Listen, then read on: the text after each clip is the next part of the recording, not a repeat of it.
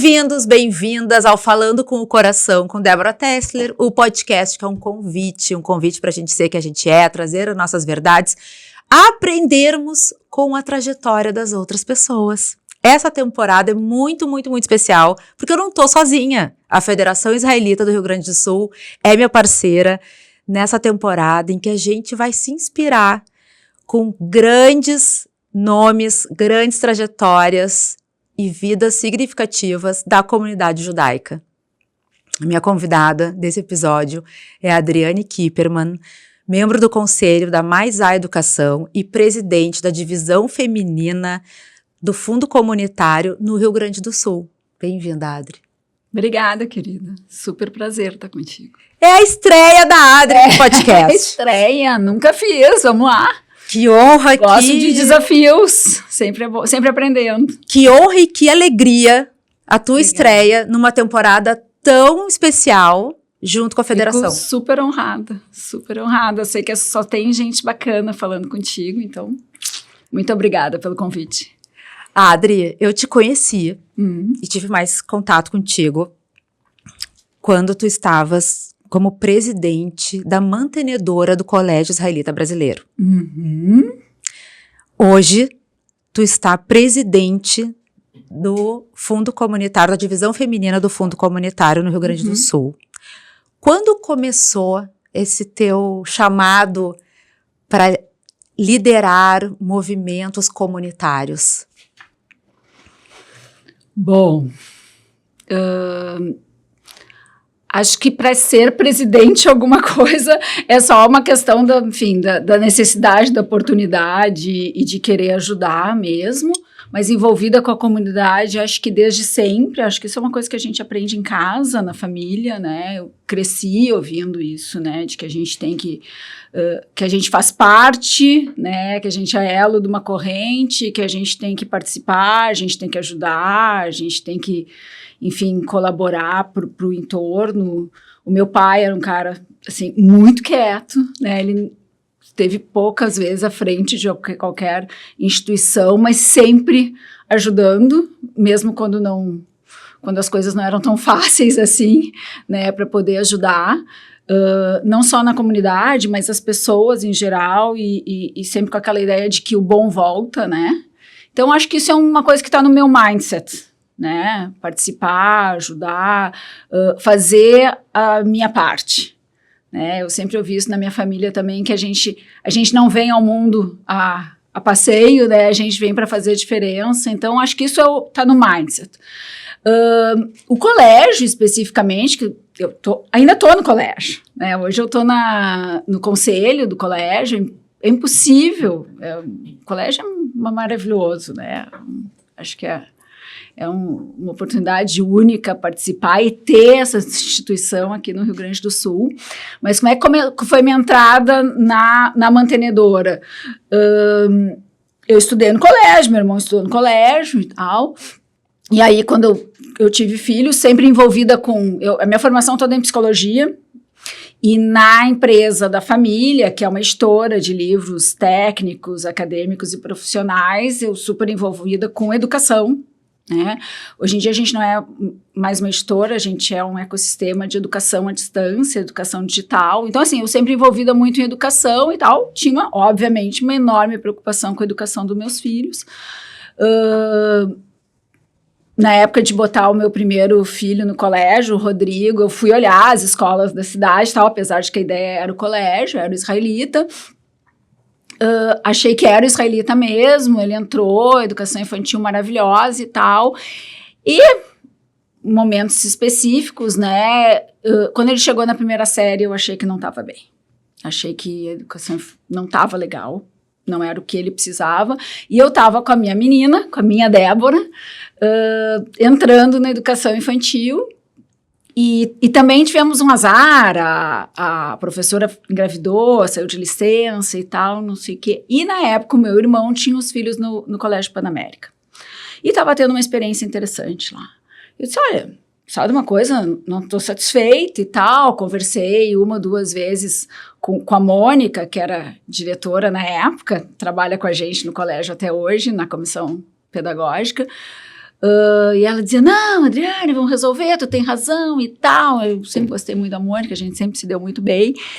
Mas eu achei que eu tinha que experimentar. Na época não tinha lugar para o Rodrigo, mas tinha para a Débora. Eu disse, vou botar a Débora no Pan-American e vou experimentar. Quando eu cheguei em casa, matriculei minha filha e tal, o meu guri, que na época estava na primeira série, o Rodrigo tinha 7 anos, disse, mãe, por que tu fez isso com a Débora? Eu disse, como assim, filho? Ele me disse, onde estão os teus valores judaicos? Bah! 7 anos! 7 anos. E eu disse, não, mas tu vê, não tá legal e tal. Ele disse, não, mãe, se não tá legal, a gente tem que arrumar. E eu disse, tu tem razão. Tu tem toda a razão. Esse é o famoso tikkun olam, né? A gente tem que arrumar as coisas, enfim, não o colégio, não, mas tentar colaborar, né? E eu tinha algum conhecimento, era no que eu trabalhava. E eu fiquei até envergonhada, né, com o que o Rodrigo me disse, e fui lá falar com a Mônica. Disse, Mônica, eu quero ajudar. E ela disse, não, é isso aí, tá na hora, vem para a mantenedora. E, enfim, daí tive a sorte, né, de um time que ainda tá até hoje, a gente foi mudando, mas tem um time aí jovem, mais jovem que eu, só de gente muito, muito legal, né? Pessoas super bem-sucedidas nas suas áreas de atuação, com filhos na escola e, enfim, extremamente preocupados aí em tornar o colégio o melhor colégio possível, não só para os nossos filhos, mas para qualquer criança aqui no Rio Grande do Sul, né? Pessoas com a ideia de que, a ideia com a qual eu totalmente concordo, que se o colégio for um colégio de excelência, né, se for objeto de desejo para qualquer um da comunidade maior, a gente, além de fazer a nossa contribuição para a sociedade maior, a gente ainda traz, em tese, todos da comunidade, né, que, enfim, seria a opção número 1. E foi nisso que a gente trabalhou aí, agora isso já fazem, sei lá, 12 anos, que esse processo começou. Isso nunca vai acabar. É um processo de melhoria contínua, é o que mais evolui a educação. Mas, assim, o colégio realmente deu um salto. A gente recebeu, na época, ele resolvido do ponto de vista financeiro e tal. E aí, o meu marido foi presidente também, né, da mantenedora antes, o Marcelo. Mas ali precisava o salto de qualidade pedagógica. E a gente focou, assim, né, os profissionais do colégio, a Márcia, que hoje é a diretora do colégio, a Márcia Teres foi fazer benchmark fora, o que existe de inovação em educação, a gente juntou uma comissão pedagógica super legal, assim, que conhecia educação e criamos um projeto que realmente revolucionou a escola, né, deu um pico de aluno, a gente tem mais de 1.000 alunos hoje na escola, tem lista de espera, enfim, eu acho que esse é o grande trabalho que eu fiz na vida, assim, né, que me deixa muito orgulhosa. Aí que começou, assim, essa coisa mais estabelecida de trabalhar na comunidade. Isso é um bichinho que morde, que tu nunca mais larga, porque é tão gostoso ajudar, e fazer o bem, e retornar, e quando eu entro no colégio e vejo as crianças felizes, aquele pátio maravilhoso, enfim, as pessoas às vezes me ligam para pedir, para conseguir lugar no colégio, mas isso não tem nenhuma satisfação maior do que essa. Dá um trabalho do cão, né? É uma responsabilidade gigante, porque, enfim, tu tá mexendo com o que é mais valioso na vida das pessoas, que são seus filhos. E tá fazendo isso em paralelo, né, com teu trabalho, tua família, teus filhos, mas, enfim, tem que fazer o melhor e realmente o retorno é muito legal. Muito Começou legal. Com o questionamento do teu filho de 7 anos. Exato. Né? Eu adorei isso, que bom que lindo, falou isso. É muito lindo isso, ele é um querido. E bom, é uma sementinha que foi plantada nele, ele ouviu também, né, dos meus pais, ouviu de mim, e ele me devolveu, né, enfim, e tô aí, tô atrás disso até hoje. Sim, Adri, com o 7 de outubro de 2023, né, com a guerra que tá acontecendo ainda, tu foi uma das vozes femininas da nossa comunidade que se posicionou bem posicionada, né? Com força nas redes sociais. Uhum.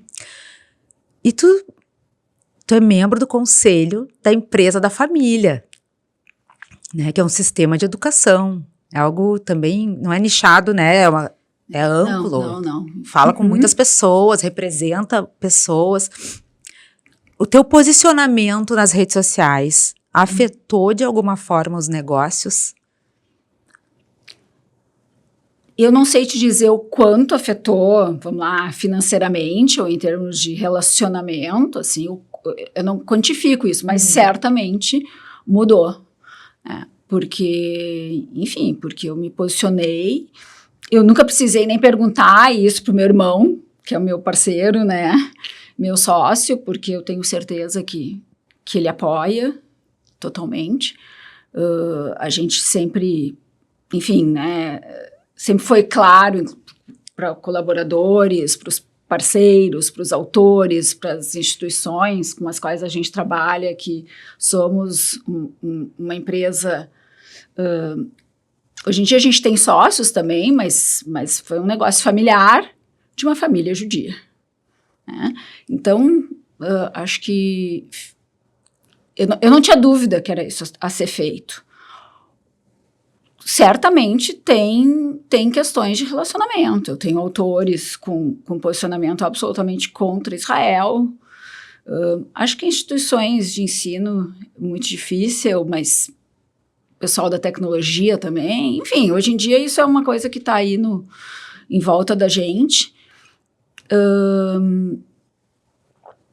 Não bloqueei ninguém, não sei quem me bloqueou, mas acho que, por outro lado, é bom, porque como eu tenho um relacionamento com um espectro grande de pessoas e tal, eu consigo ouvir e saber o que as pessoas estão falando.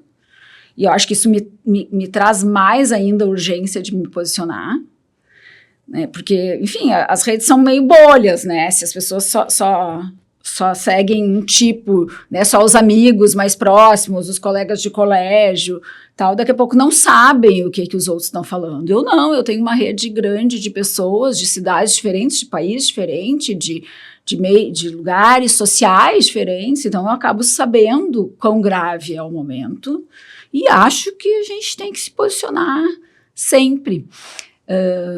Acho que essa é uma posição que também vem lá do meu pai, tem uma situação que eu nunca vou me esquecer.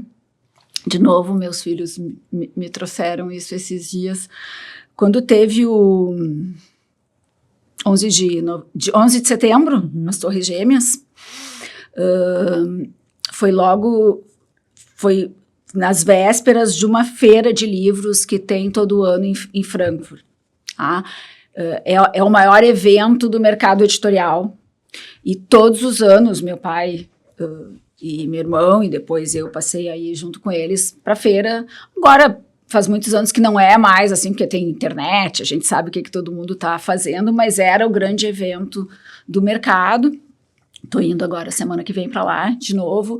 E quando teve a questão das Torres Gêmeas, ficou todo mundo em stand-by, porque, enfim, ninguém queria viajar, ninguém queria pegar avião, enfim, daí tu é judeu, ir para a Alemanha, e a gente sentou numa mesa, o meu guri era bem pequenininho, eu não ia naquele ano, o meu irmão queria, e o meu pai disse, tu vai, o que eles querem é nos parar, a gente vai, né? A empresa vai, né? A gente não pode deixar que um ataque terrorista pare o mundo, porque é isso que eles querem.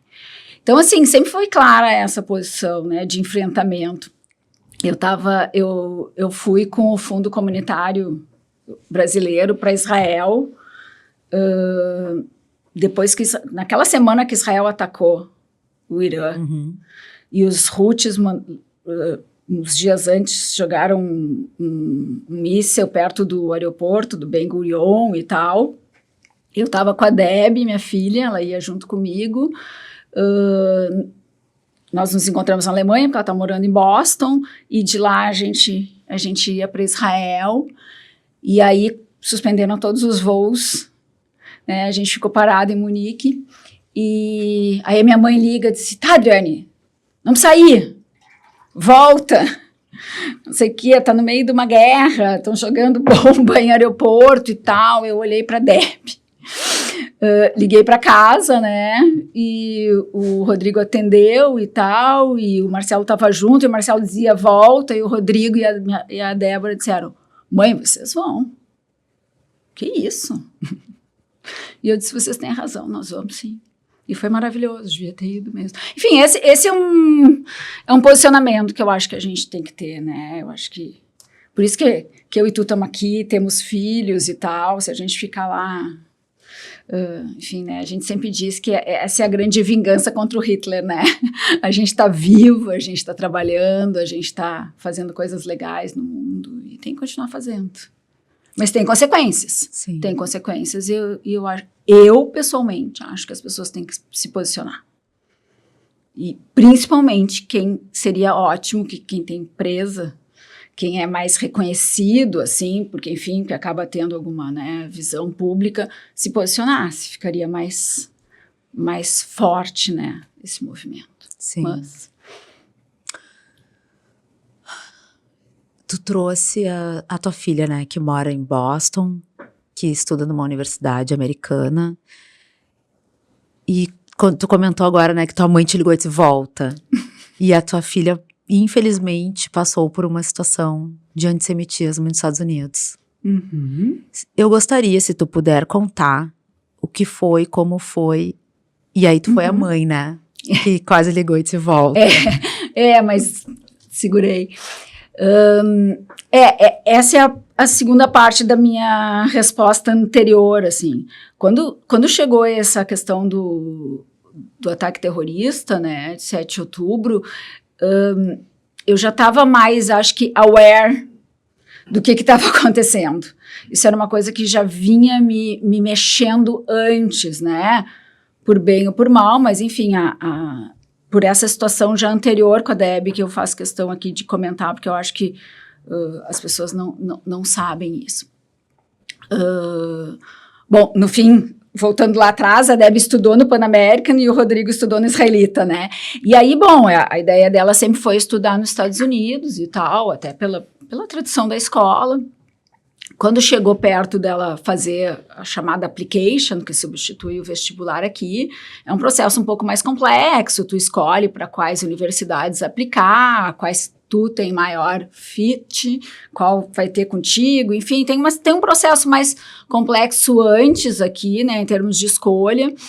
Como eu não tinha essa experiência, e a gente estava ali naquele pós-pandemia e tal, era um momento meio complicado, assim, eu me informei na escola e pedi a indicação de uma consultora americana que faz esse processo, né, de acompanhamento com estudantes estrangeiros que querem aplicar para uma universidade nos Estados Unidos. Por coincidência, porque não foi uma coisa que eu pedi, mas a pessoa que me indicaram como excelente era uma senhora de Miami, chamada Judy Rabinovich, something like that, absolutamente judia, e foi muito bom, né, ter tido essa experiência, porque, assim, a gente começou a conversar, eu, a Deb e a Judy online, e ela perguntou para a Deb quais eram as universidades, a Deb falou umas 2, 3 que ela tinha em mente e tal, uma delas é uma universidade muito boa, chamada Notre Dame, mas que é absolutamente católica, e a Judy disse, não, essa não. Depois a Deb falou mais umas 2 que são, não coincidentemente, universidades que estão passando por situações bem complicadas de antissemitismo, como Colômbia, e ela disse, não. Eu disse, essa mulher tá louca. Eu disse, por quê? Daí ela me abre, nós estamos falando de a Deb tá indo para o último ano da faculdade, para o 4º ano, isso tem mais de 5 anos. É o início, nós estamos falando de mais de 5 anos atrás. Vamos lá, né, 5 anos e meio, 6. Ela me abre um slide com uma lista, com cruzinhas, X e aquele símbolo muçulmano, dizendo onde a Débora podia aplicar, como uma menina judia, e onde ela não podia aplicar. Eu fiquei atônita. Eu disse, não, tu tá falando de Estados Unidos, eu tô mandando minha filha para os Estados Unidos. A gente sempre, né, pensou enfim, lugar onde mais tem judeus no mundo, não é possível.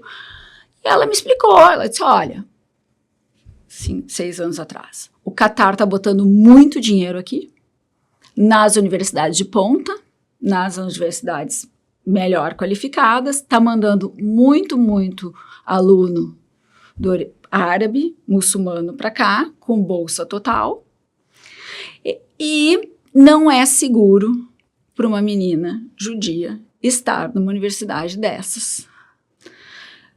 Não é seguro andar à noite, não é seguro andar no campus, pode ser que ela sofra antissemitismo. E eu disse, não é possível. Eu não podia entender isso, porque realmente estava fora do meu radar, né? E ela, enfim, eu senti que ela tinha experiência, ela faz isso há sei lá quantos mil anos, e ela nos deu uma lista de universidades onde era melhor a Debbie aplicar e de estados, né? Um deles era Boston, que era onde a gente também tinha pensado, e ela sugeriu essa universidade onde a Débora acabou indo, que chama Tufts, porque tem 30% de alunos judeus, e tem um Hillel dentro, que é um centro, né, de acolhimento de alunos judeus e tal, e tinha outras instituições judaicas envolvidas com a universidade. E deu mais umas 2 ou 3, a Debbie aplicou para essas, mas ali meu mundo se abriu, tá? Então nós estamos falando de 5 anos e meio atrás. Aí eu comecei a ler. Esse é o meu também, sempre trabalhei com isso, então esse é o meu cacuete, eu fui lendo, o que é isso, o que está acontecendo, fui ler, e aí estava escrito isso, né, estava escrito que existia toda uma guerra do Oriente contra o Ocidente, que existia toda uma estratégia de infiltrar as pessoas na universidade, porque a universidade é os jovens e a educação e os intelectuais, é o caminho da doutrinação, da ideologização, voltou a palavra, me ajuda, idealização, estou querendo dizer, da coisa de infiltrar uma ideologia na cabeça dos mais jovens e tal. Fui ler, fui entender o que estava acontecendo. E aí, bom, a Debbie foi para essa universidade, eu fui visitá-la, ela tinha uma colega judia dividindo o quarto, ela foi no Hillel, ela entrou em agosto de um ano, né, em outubro do outro ano aconteceu o ataque terrorista. Ela entrou em agosto, entrou em agosto, mas começou a frequentar em setembro, ela teve um ano, nesse um ano, a gente já tinha caído a nossa ficha. Assim, ela facilmente fez amizade com as latinas, né? Tinham algumas paulistas, meninas, assim, da América do Sul, que é com quem ela, enfim, tinha tudo a ver. E aí, só que ficou amiga, eu faceira, eu falando com as mães e tal, só que em seguida ela disse, mãe, tô preocupada, tem muito árabe na universidade. Muito árabe, não é possível. Não, tem muito árabe e as meninas estão muito amigas dos árabes. Porque os caras, eles foram para fazer festa, eles têm bolsa, né, os americanos são mais esquisitos, né? Então, ela começou a sair, eu disse, não seja preconceituosa. Né? Não quer dizer nada ser árabe. Né? Não quer dizer nada ser muçulmano. A gente tem que conhecer as pessoas e saber, é a mesma coisa das pessoas terem preconceito, porque tu é judia, sem saber se tu é uma pessoa boa, má, enfim. E aí, só que ela começou a sair e tal, e começou a ver umas coisas que ela não gostou, até que um dia que eles foram, enfim, uma festa, não me lembro mais exatamente o que era, e um desses árabes disse, eles estavam sentados numa mesa, e um desses árabes disse, vamos lá para casa e tal, não sei o quê, tinha um apartamento já lá, e disse, só não pode ir nenhuma judia, ou não pode ter nenhum judeu, porque meu pai não deixa entrar judeu na nossa casa e tal. E a Débora se levantou e disse, então eu não vou. E ela achou que as amigas iam também se levantar, inclusive uma das meninas era judia, ninguém se levantou. Ela me liga de Boston, ela tinha uma festa, sei lá onde, 3 da manhã, chorando. Mãe, estou no Uber indo sozinha para a universidade. Tu imagina o meu coração. Mas, enfim. Então, assim, o meu ataque terrorista aconteceu antes, claro, não tem como comparar, né? Não aconteceu nada físico com ela. Mas ali nos caiu a ficha, né? Ali nos caiu a ficha que a gente estava vivendo num outro mundo. Não só de terem pessoas com preconceito, mas que o pior, que era bacana ficar quieto ou até apoiar. São duas coisas que aconteceram. São duas coisas muito ruins. Duas coisas muito ruins. Ela ficou mais chateada, foi um baque maior às amigas, inclusive essa menina judia, do que os árabes, muçulmanos, não, né? Porque ela ficou chocada, ela achou que iam apoiar, que iam acompanhar, que iam dizer, mas como tu pode dizer um troço desses, né? Não, ninguém disse nada. E continuaram não dizendo nada, e ao contrário, se afastaram dela. Porque ela ficou chata, né? Os meninos gozaram, ela ficou braba e tal. Então ali me acendeu de que esse é o drama que se vive nas universidades de ponta dos Estados Unidos. E se acontece isso nas universidades de ponta, em Boston, nos Estados Unidos, que deveria ser um berço, né, da inovação, do conhecimento, enfim, da civilização, né, vamos chamar assim. Gente, o que vai acontecer no mundo? Em que mundo a gente está vivendo, né? Bom, e aí depois teve depois do ataque terrorista lá do 7 de outubro, foi o caos. Foi o caos, passeata, gurizada de mão pintada vermelha, eles sabem quem são os judeus, a universidade. Ela fez prova com gente fazendo no vidro que ela estava sentada, batendo com mão vermelha de tinta, de sangue. Teve uma época que fizeram uma barricada na frente do Student Center, ela não podia comer, ela não podia entrar para ir no refeitório, tinha que comer fora, só que ela morava na universidade. Então, enfim, e teve uma tal de uma assembleia lá para os alunos decidirem se agora não sei como é que, mas assim, o board de estudantes pedia para a universidade apoiar aquele BDS, que é o boicote, né, enfim, a pesquisa com a universidade judaica, enfim, e foi o caos, foi ela e um grupo, né, de colegas ficou se dividiu, né, só que assim, eles eram um pequeno porção do tal do auditório, o resto era todos contra Israel, mas uma gurizada que nem sabe do que estava falando. Assim, é uma escola super inclusiva, então, assim, pessoal, assim, LGBT contra Israel, a favor do Hamas e tal, eles se levantaram no intervalo e o pessoal ficou gritando, judeu porco, judia porca, que tá fedendo. Sim, depois ela e uma amiga voltaram para sentar e um rapaz transgênero cuspiu na colega dela que estava sentado do lado. Então, assim, coisas inimagináveis numa universidade super, né, boa em termos acadêmicos, em tese, com muitos judeus. Tá? Porque junto tinha o Facebook dos pais, tinha o WhatsApp dos pais, muita gente conhecida, gente no board, todo mundo falando, mas eu acho que agora virou isso, mas no primeiro ano, principalmente, a resposta do reitor, dos coordenadores, era que aquilo era free speech. Que eles podiam falar, eles podiam fazer porque era free speech. Não é free speech. Violência não é free speech. Antissemitismo não é free speech. Mas isso nos Estados Unidos, assim, tem uma cultura woke extremamente disseminada e tu dizer não, tu dar limites, tudo é muito complexo. Eu acho que agora as coisas começam e estava muito infiltrado. Eles não se deram conta disso, né? Agora começa a mudar.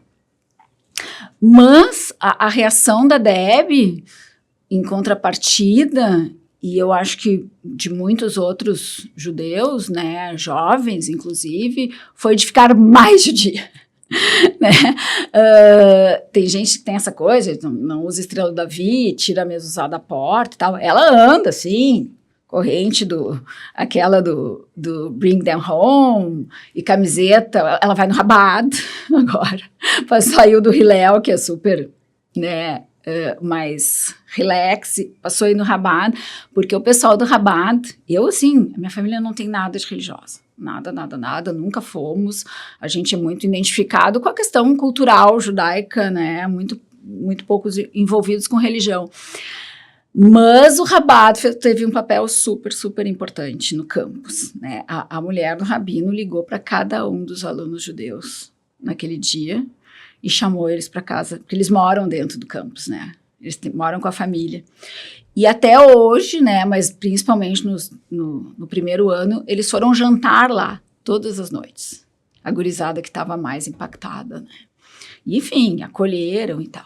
Bom, e desde então, assim, a Deb vai no Rabat, tá no Tamid, que é um projeto da universidade em parceria com startups de inovação de Tel Aviv, e, enfim, que ela estuda, tem a ver com o que ela estuda relações internacionais, então ela faz um trabalho com isso, agora ela está fazendo um fellowship no Stand With Us. Para ela, isso foi assim, acordou com a questão, assim, judaica, enfim. Não sei se é bom ou ruim, mas eu tenho orgulho, eu acho super legal que ela está enfrentando, e nesse meio tempo foi 2 vezes para Israel, foi no meio da guerra, achei. E é gozado.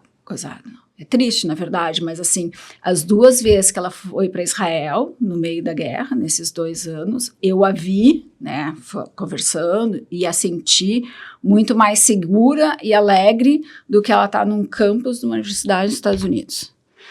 Porque ela tá se sentindo protegida, em casa, entre os seus. Isso é uma coisa maluca, né? É muito simbólico, né? Muito.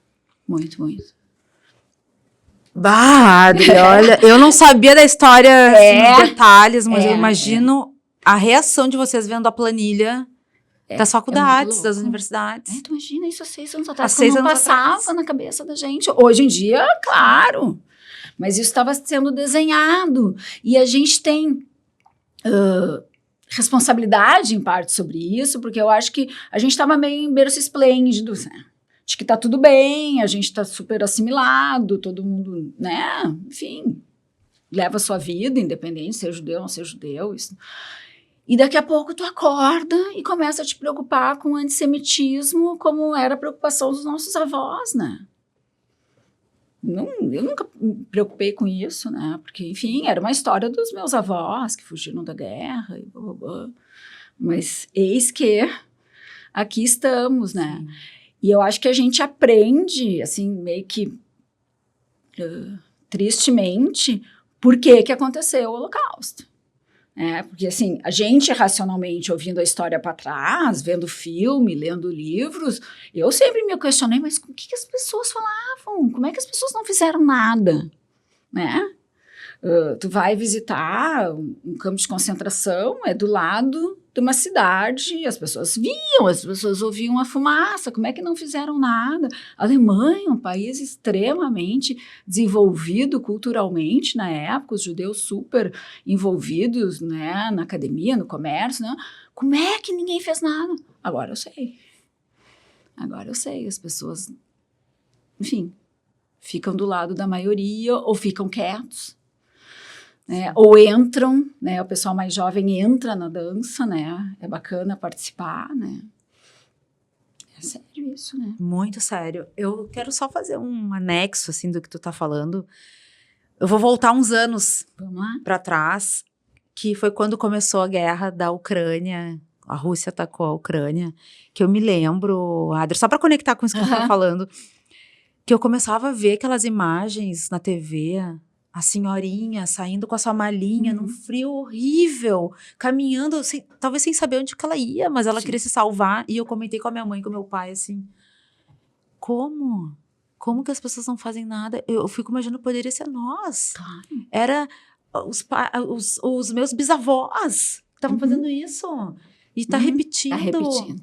E aí vai passando tempo, e se a mídia do mundo também, nós estamos muito longe, né, da Rússia e tal, Sim. mas se a mídia, os meios de comunicação também começam a parar de falar, porque é isso que acontece, Sim. a gente até esquece. E o negócio tá rolando lá ainda. E pior, né? Uma coisa é parar de falar, outra coisa é falar a mentira. Não, isso é muito pior. Né? Que é pior ainda, né? Mas assim, é muito louco. E são os mesmos atores também, né? Sim. Começa aqui, aí o mundo faz de conta que não vê, porque não quer se envolver, mas é muito louco. A gente tá vendo a mesma história acontecendo novamente. Adri, fiquei refletindo sobre o seguinte. Tu nasceu no meio da educação, né? Com teu pai, empreendendo nesse segmento. Você seguindo, né? O legado, a empresa. Tu é psicóloga. E a gente tá vendo esse aumento de casos de antissemitismo. E a educação é muito importante neste momento. Como que tu, dentro desse contexto que eu falei, né? Tu já nasceu dentro da educação. Tu é psicóloga. Como é que tu enxerga uma mudança? Tu enxerga uma mudança? O que a gente pode fazer agora? É sempre pelo meio da educação, né? Eu acho que a educação é a solução, tanto para a gente melhorar de vida do ponto de vista econômico num país como o Brasil, como para o mundo, né? Como todos se der conta da questão das atrocidades e das tentativas não civilizatórias e tal, né? Mas assim, tu me pega num momento meio decepcionada, porque no final das contas, isso que está acontecendo nos Estados Unidos aconteceu por meio da educação também. Claro, tu entende? É uma faca de dois gumes. A educação é uma ferramenta, é uma arma tão forte, tão poderosa, que ela acontece pro bem e pro mal. Por que essas pessoas que a gente vê e que diz assim, vem cá, isso não é gente, é monstro, que estrupa, que mata bebês, que não sei o quê. Essas pessoas foram doutrinadas, elas cresceram vendo isso. Ouvindo, né, que fulano é inimigo, que tudo que acontece caiu uma chuva de pedra porque Israel mandou, se as plantas não crescem no chão é porque Israel fez alguma coisa na terra, a pessoa cresce ouvindo aquilo, né.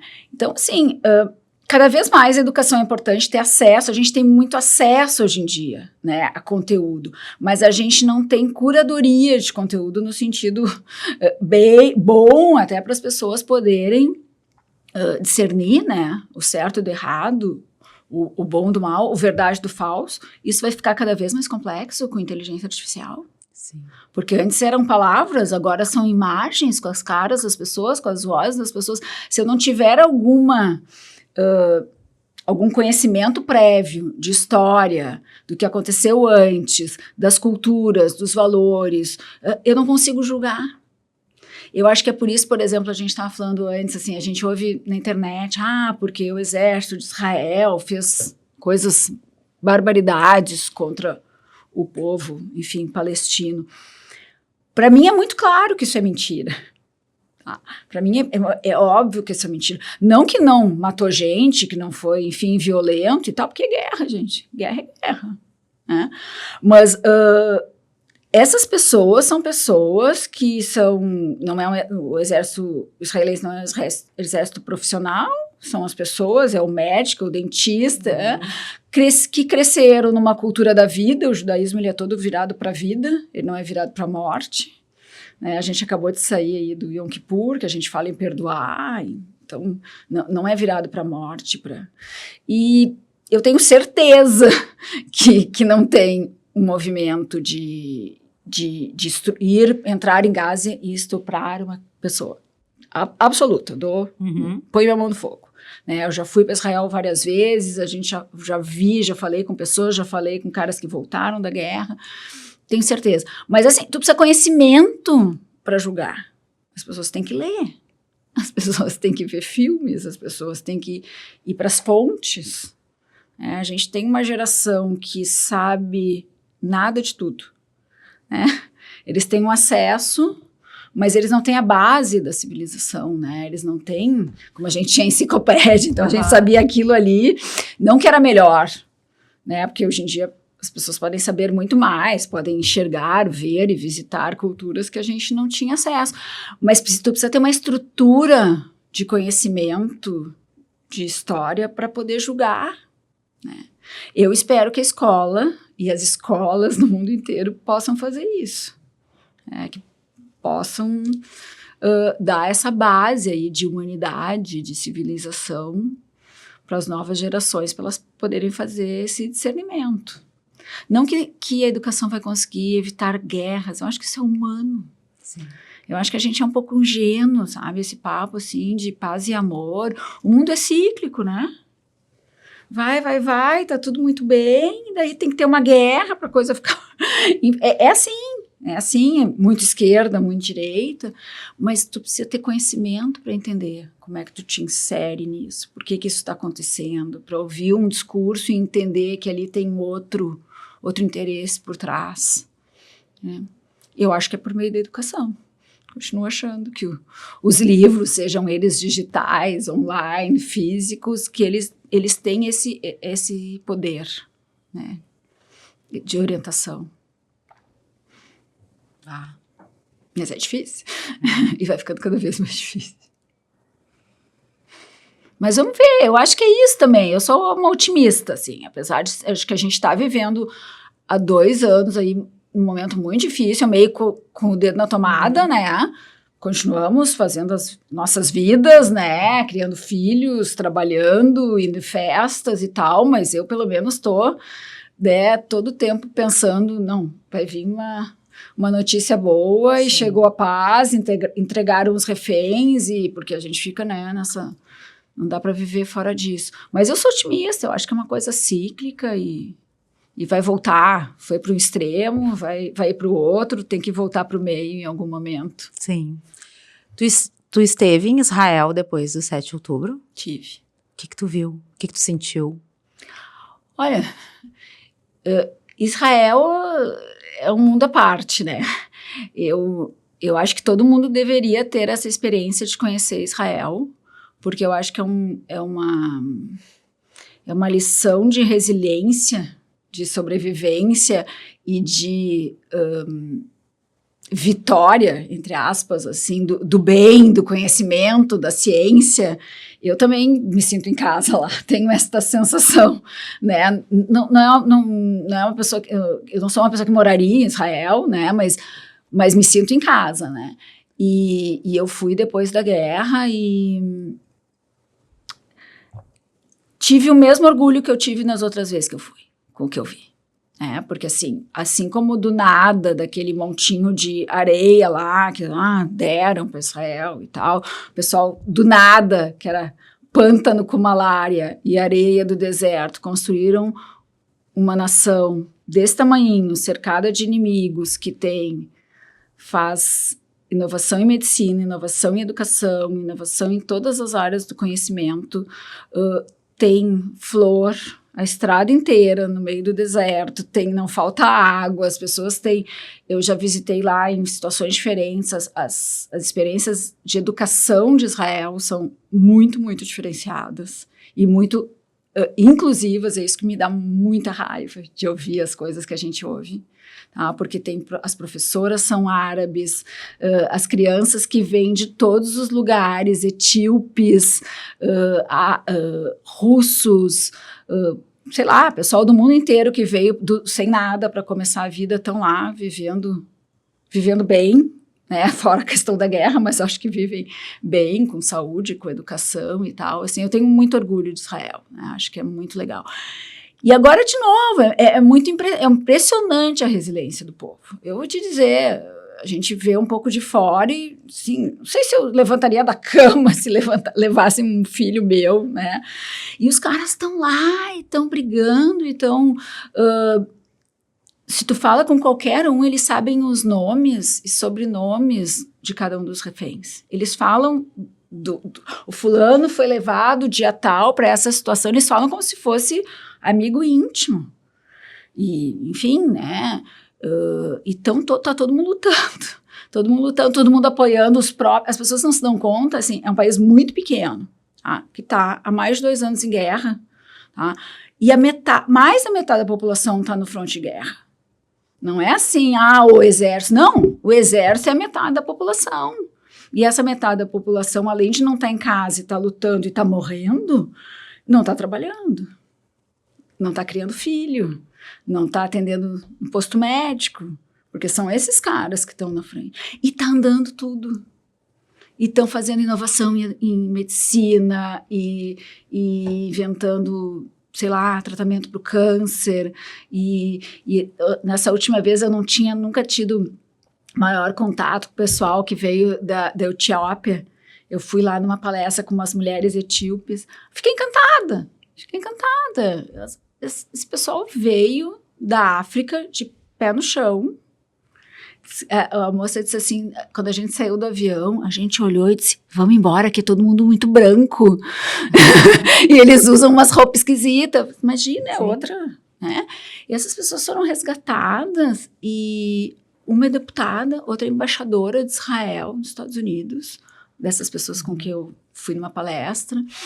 E uma disse uma coisa muito interessante, ela disse assim, me perguntam como é que eu cheguei até aqui e tal, ela é parlamentar, ela fez uma carreira como advogada e hoje em dia está no Knesset, até parlamentar e tal. E ela diz assim, olha, eu nasci pobre, negra, mulher e judia. Não tinha como dar errado. Não tem nada para dar errado. E é isso aí. E é isso Israel, né? Não tem água, né? Um pedacinho de terra desse tamanho, tem inimigo em tudo que é lugar e as coisas dão certo. Porque tem um amor pelo lugar, tem um comprometimento, tem um esforço. Tem essa questão aí que isso a gente vai ter que agradecer sempre aí aos nossos ancestrais, que é esse amor ao conhecimento, né? Que essa isso muda as coisas, né? Então, assim, vamos todo mundo estudar, vamos todo mundo trabalhar com educação, com inovação, né? Um berço de inovação. Então, eu tenho muito orgulho de Israel. Agora, é muito triste, né?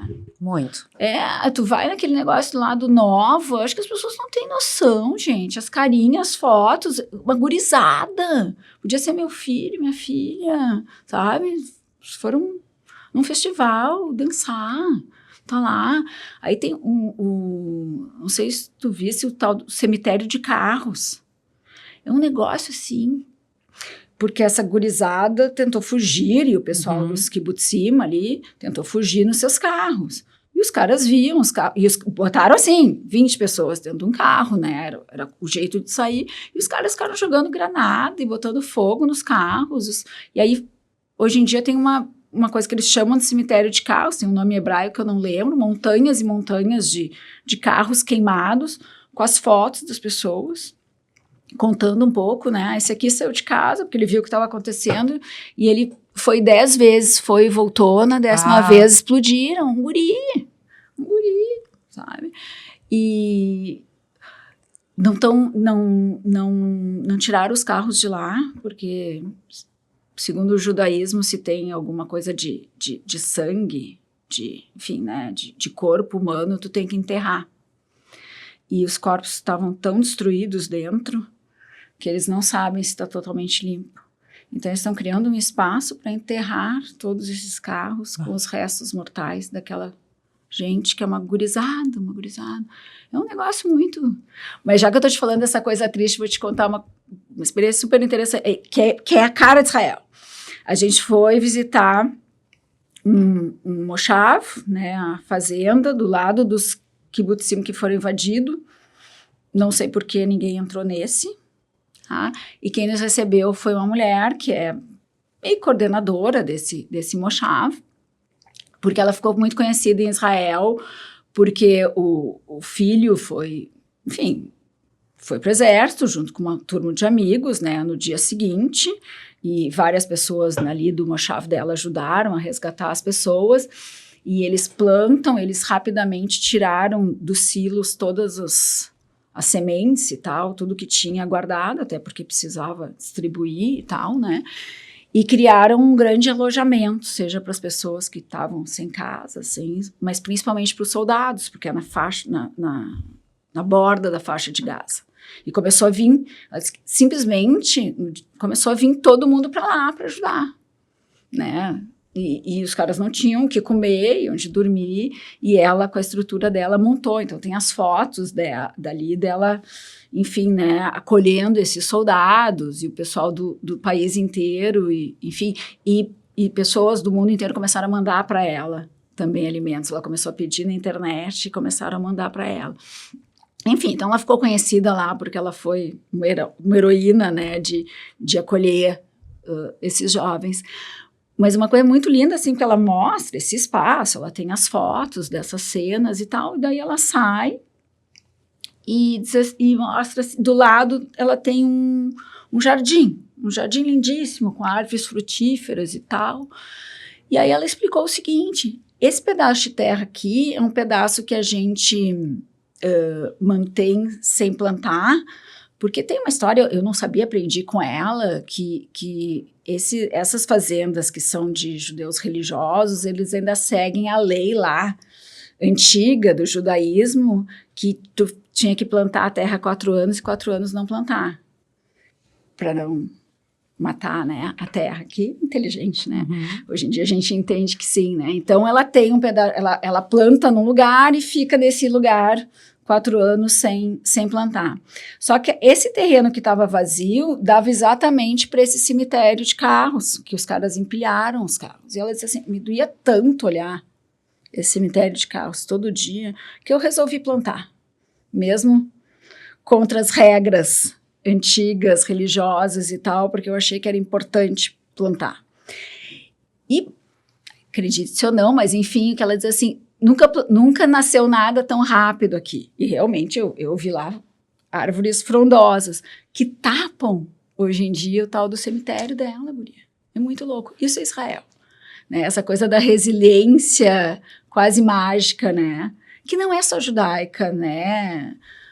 A gente vai lá, né, Debbie, assim, tu tá no Muro das Lamentações e tá ouvindo a igreja do Santo Sepulcro bater o sino, o cara chamando, né, os muçulmanos para rezar, e aquele murmurinho, né, dos judeus rezando, é mágico, né? Eu não sou uma pessoa religiosa, mas é um negócio que espiritualmente te eleva, né? Acho que isso é muito, muito Israel, né? Adri, pra gente fechar, eu quero te pedir 2 coisas, tá? Pra gente encerrar. Uma é, tu é uma mulher judia com um espírito de liderança e tu ocupa os lugares que se abrem. Na tua visão, quais são os valores importantes para as novas lideranças femininas?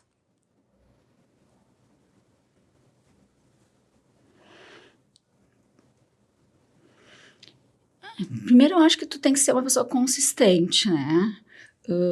A gente já mudou ao longo do tempo na empresa da família o slogan, mas o nosso slogan era respeito pelo conhecimento.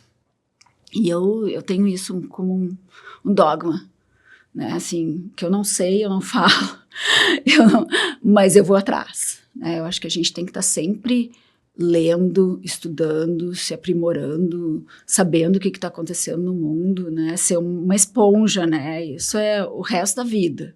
Eu conheço algumas pessoas que, sim, fizeram uma faculdade, enfim, encerraram, e eu acho que não.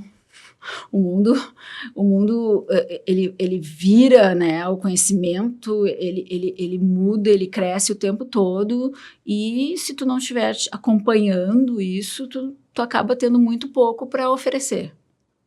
Então, acho que essa é a questão número 1.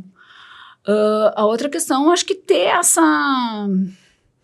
esse comprometimento pessoal de devolver, né, o que tu recebeu, seja da tua família, seja da comunidade em que tu vive, seja da sociedade em geral. Acho que cada um tem que fazer a sua parte, né? Essa coisa de ficar, né, reclamando, isso não é muito comigo, assim. Se alguma coisa não tá legal, acho que, claro, tem pessoas que conseguem contribuir mais para mudar, pessoas que podem contribuir menos, mas todo mundo pode contribuir. Todo mundo, né? De alguma forma ou de outra, né?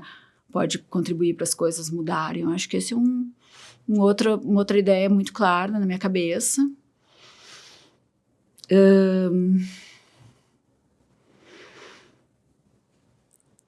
Mulheres.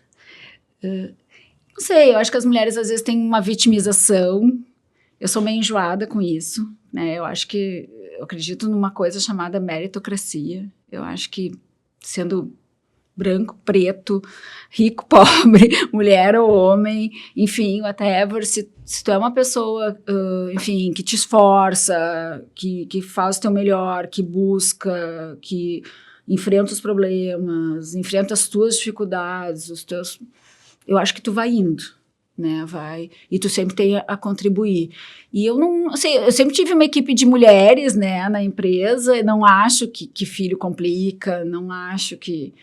Acho que é um desafio, mas eu acho que é um desafio, filho, que nos faz melhor, né? Tu trabalha mais e mais rápido porque tu tem que voltar para casa e fazer o melhor. A gente precisa ser um exemplo para eles. Então, eu não sei, eu acho que filho só puxa. Não é ruim, só é bom, assim. Claro, eu acho que a gente acaba tendo que provar ainda que é melhor, muitas vezes, ou que é tão bom quanto, né? Muitas vezes eu tive numa mesa que eu era a única mulher. Então, mas assim, é só... Eu acho que é pensar em meritocracia. O que eu fiz para estar aqui? Né? O que eu me esforcei? Que trabalho que eu passei? Que esforço que eu superei?